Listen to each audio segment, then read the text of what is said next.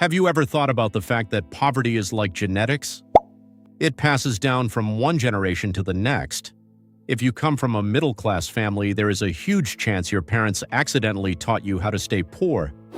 It's not because they don't love you, it's because they were fed expired information and they passed it on to you.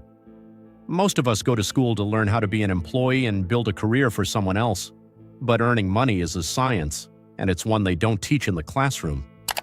Today, I want to show you the difference between what the poor dad teaches and what the rich dad actually does. And if today is your first time watching, I'd love you to subscribe so you don't miss the next video. Lesson 1. The trap of working for money. You wake up to an alarm, rush through the day, and trade hours of your life for a paycheck that's already spent before it arrives. And deep down, you keep telling yourself, if I can just earn a little more, things will finally get easier. I believed that too, but every raise only brought bigger expenses and more pressure. Then a question hit me: what happens if I stop working? The answer was scary: the money stops. So instead of waking up every day asking, how do I work harder today? Start asking, what can I build today that will work for me tomorrow? That question can completely change your life. Lesson 2. Assets versus liabilities. This is where most people get confused. They think their big house or their fancy car is an asset. It's not. An asset is something that puts money into your pocket. A liability is something that takes money out. That means your home is probably your biggest liability. You have to pay the mortgage, the taxes, and the repairs every single month. It doesn't pay you, you pay it. Rich people build their asset column first, things like stocks or rental properties. Once those assets start making enough profit, they use that money to buy the fancy house.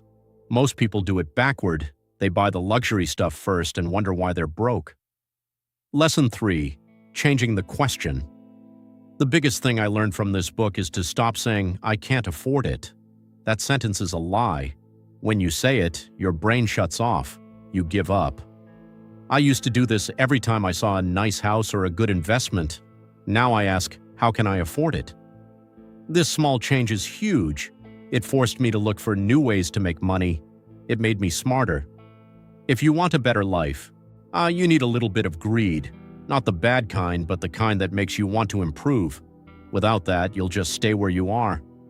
I've also observed that the middle class gets crushed by taxes. We work, we get taxed, and then we try to live on what's left. But the rich play by different rules. They use corporations.